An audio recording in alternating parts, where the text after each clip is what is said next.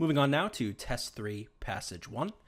Let's get started. This passage is adapted from this book, published in 1911. Number 1, which choice best summarizes the passage? We'll skip this, but we can go ahead and do number 2. Turn.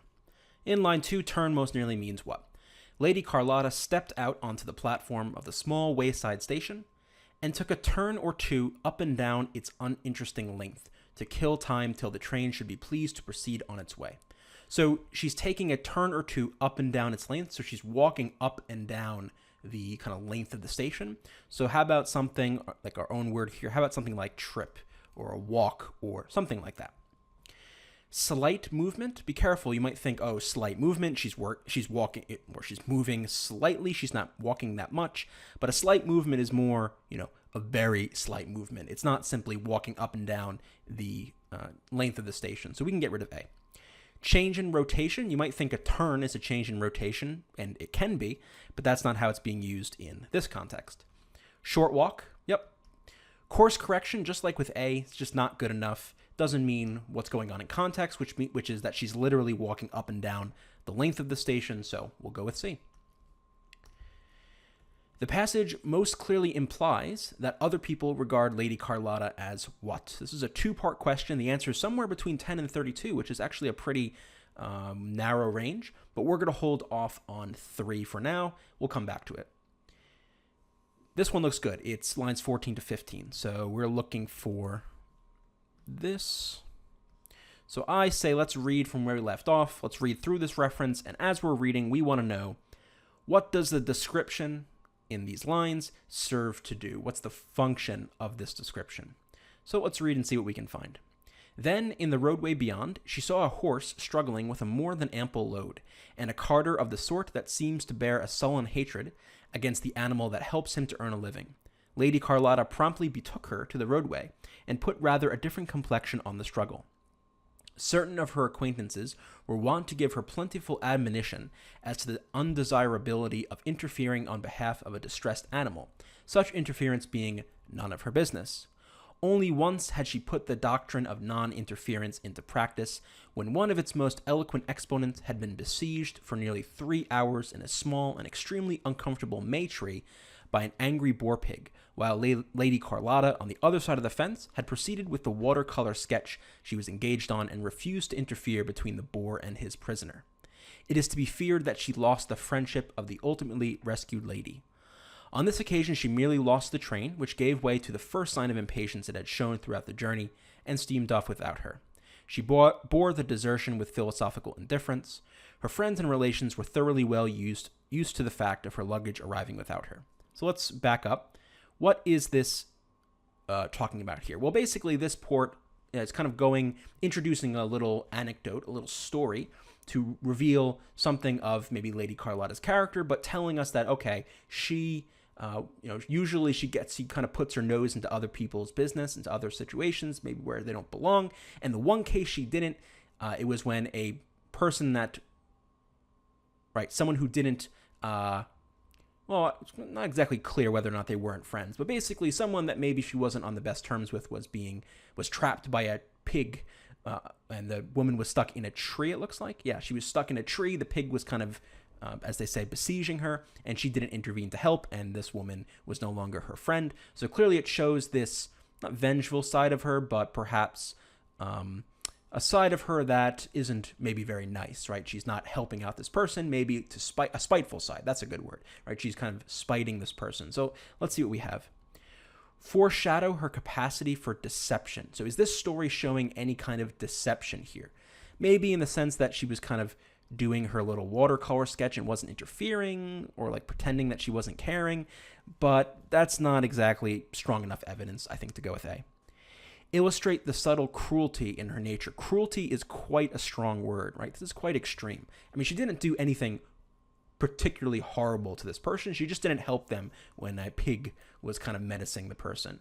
And nothing bad ultimately happened to that person. So to call this cruelty, I think, is a bit strong. If you want, you can leave it and see what else comes up, but I'm comfortable enough getting rid of it. It's just too strong. Provide a humorous insight into her character. Yeah, I mean, again, sometimes humor is hard to read in passages like this. But I think in this case it's pretty funny, right? She didn't help this person who was stuck in a tree because of a pig, and she continued to do her watercolor sketch as this all happened. And it's kind of a silly story. Maybe it tells us a little bit insight into her character, which is something I think I mentioned previously. So C looks pretty good. Explain a surprising change in her behavior. Be very careful. You might look at this and say, oh, only once had she put the doctrine of non-interference into practice. You might think this is some kind of change in her in some way. But no, all this is saying is that usually she does this, and only one time she didn't interfere, and it's to introduce this amusing anecdote, but not really to show a change in her behavior, not really a surprising change. It's just a bit too general, a bit too broad. It doesn't really fit with the context, so we're going to go with C. In line 55, charge most nearly means what? So here's charge. So let's keep reading. Okay. She wired a vague non-committal message to her destination to say that she was coming on by another train. Before she had time to think what her next move might be, she was confronted by an imposingly attired lady who seemed to be taking a prolonged mental inventory of her clothes and looks. "You must be Miss Hope, the governess I've come to meet," said the apparition, in a tone that admitted a very little argument. "Very well, if I must," said Lady Carlotta to herself with dangerous meekness. "I am Mrs. Carburl," continued the lady, "and where, pray, is your luggage?" "It's gone astray," said the alleged governess, falling in with the excellent rule of life that the absent are always to blame.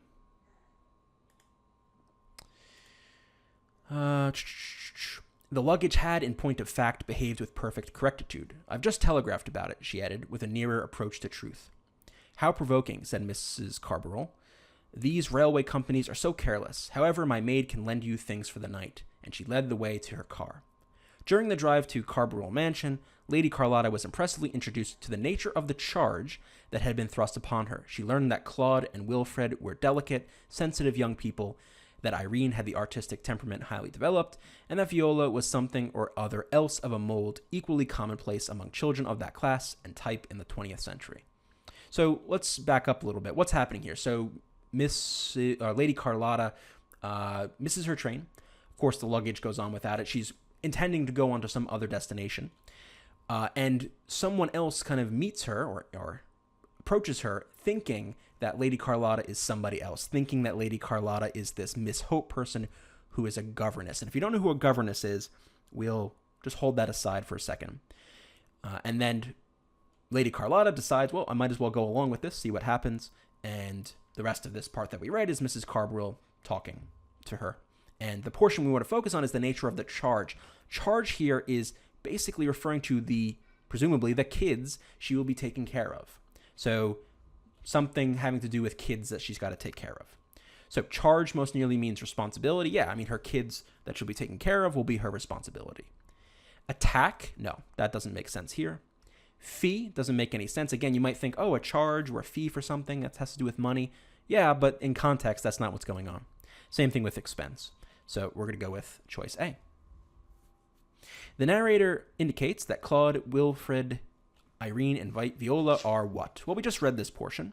So we got a little bit of a keyword question here. And we read this. We saw that it was in this portion. So maybe we'll have enough to answer it. So what do they say? I mean, described the characteristics of these children, right? Claude and Wilfred were delicate, sensitive young people. Irene had an artistic temperament.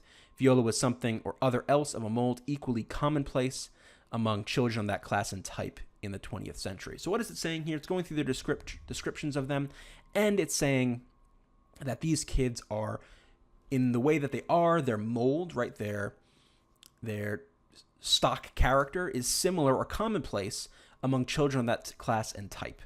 So let's go to the choices. Similar to many of their peers, yes, this matches up very nicely with these last lines, that they are of a mold equally commonplace among children of that class and type. So A looks pretty good. Unusually creative and intelligent. Be very careful. Viola, we don't really know for sure. Claude and Wilfred, it just says that they're delicate and sensitive. That doesn't necessarily mean creative and intelligent. Maybe Irene is, because she's got that highly developed artistic temperament, but this is just a bit too general. Not enough evidence to support it. They're hostile to the idea of a governess. Haven't read that at all. more educated than others of their age. If anything, just the opposite, as we've talked about in A, that they are of a type similar to or commonplace among children of their class, of their group. So D, if anything, is the opposite. So we're going to go with choice A. The narrator implies that Mrs. Carburl favors a form of education that emphasizes what? Well, notice we don't really know this yet.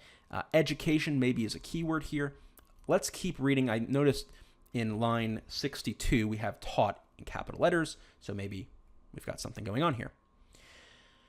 And we want to know what kind of education Mrs. Carburl emphasizes. I wish them not only to be taught, said Mrs. Carburl, but interested in what they learn. In their history lessons, for instance, you must try to make them feel that they are being introduced to the life stories of men and women who really lived, not merely committing a mass of names and dates to memory. French, of course, I shall expect you to talk at mealtimes several days in the week. I shall talk French 4 days of the week and Russian in the remaining 3. Russian, my dear Miss Hope, no one in the house speaks or understands Russian. That will not embarrass me in the least, said Lady Carlotta coldly. Okay, so what kind of education does Mrs. Carburl emphasize here? Well, emphasizes a interesting form of education, right? An engaging form of education, right? Where the kids are going to be interested in what they're learning. They're going to feel like they are learning about real people, not just names and dates, right? So it's an interested, active, engaged form of education. Traditional values, doesn't really say that specifically.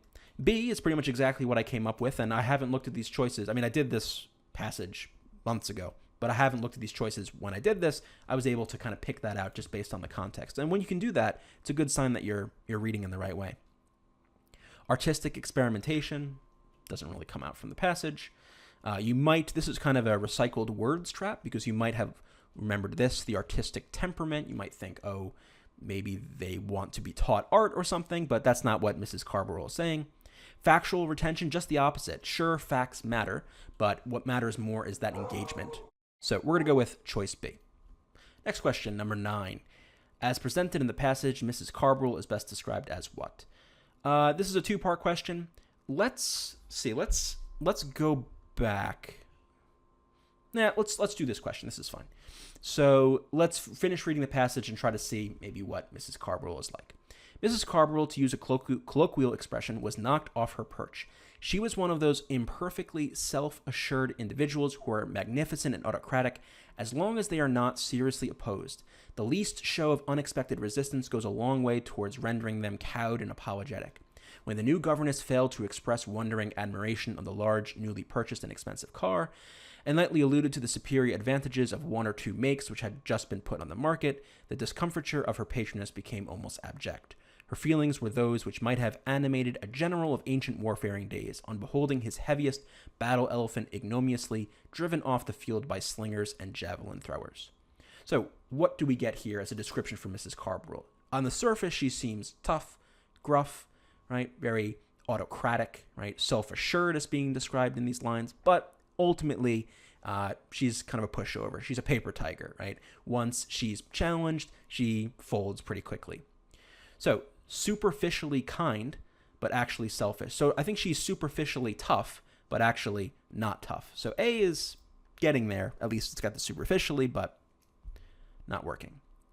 Outwardly imposing, but easily defied. Yeah, so outwardly, she's this tough, no-nonsense person, but she's defied easily, right? She's challenged easily. Socially successful, but irrationally bitter.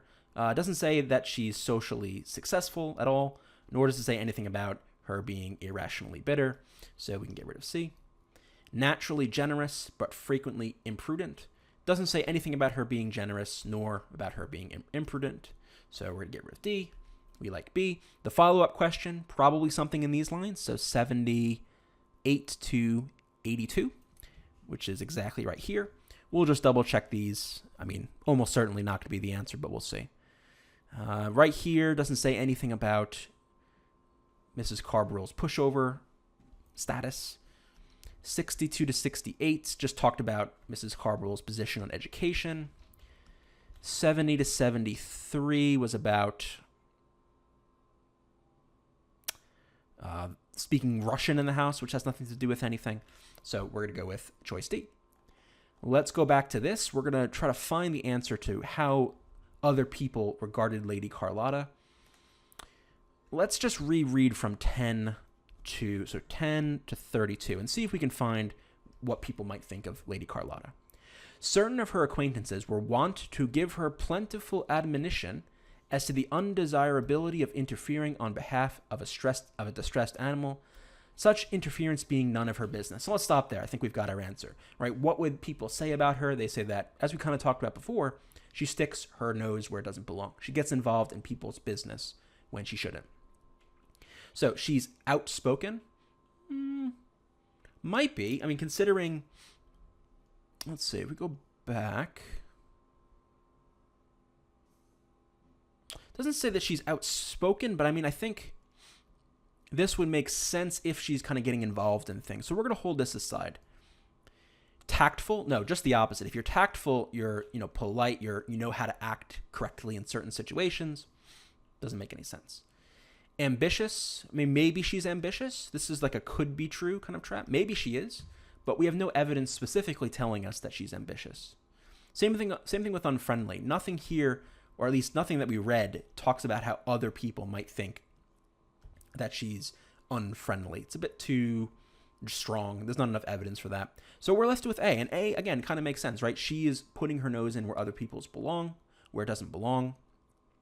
Do we have any other specific points that might indicate outspoken?